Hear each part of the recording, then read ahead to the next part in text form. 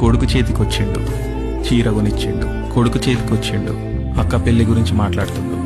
కొడుకు చేతికొచ్చిండు, చిట్టీలకి ఎంత అవుతుందని అడుగుతుండు. కొడుకు చేతికొచ్చిండు, బంగారం షాప్ పట్టుకపోయిండు. కొడుకు చేతికొచ్చిండు, పొద్దున్న తినకుండానే వెళ్ళిపోయిండు. కొడుకు చేతికొచ్చిండు, అర్ధరాత్రి మందు దాగి ఇంటికొచ్చిండు. కొడుకు చేతికొచ్చిండు, ఏం మాట్లాడినా చిరాకు పడుతుండు. కొడుకు చేతికొచ్చిండు, ఫోన్లో ఎవరితోనో మాటలు పడుతుండు. కొడుకు చేతికొచ్చిండు, చిట్టీలు గట్టుడు బంద్ చేసిండు. కొడుకు చేతికొచ్చిండు, కొనిచ్చిన బంగారం కుదువ పెట్టిండు. కొడుకు చేతికొచ్చిండు, అక్కని చూసి ఆగిపోతుండు. కొడుకు చేతికొచ్చిండు, జుట్టు మాసిపోయి కళ్ళు లోపలిపోయి అదో లెక్క అయిపోయిండు. కొడుకు చేతికొచ్చిండు, ఏడవాలనున్నా ఏడవలేకపోతుండు. కొడుకు చేతికొచ్చిండు, ఆ రోజు రూమ్ లోకి పోయి తలపేసుకుండు. కొడుకు చేతికొచ్చిండు, ఎంతొరినా ఎంత కొట్టినా దర్వాజా తీస్తలేడు. కొడుకు చేతికొచ్చిండు, దర్వాజా వగలగొట్టి చూస్తే కొనిచ్చిన చీరకే ఏలాడుతుండు. కొడుకు చేతికొచ్చిండు, అదే చేత్తోని కదిలిపినా కదులుతలేడు. కొడుకు చేతికొచ్చిండు, చీర కొనిచ్చిండు. కొడుకు చేతికొచ్చిండు, అక్క పెళ్లి గురించి మాట్లాడుతుండు.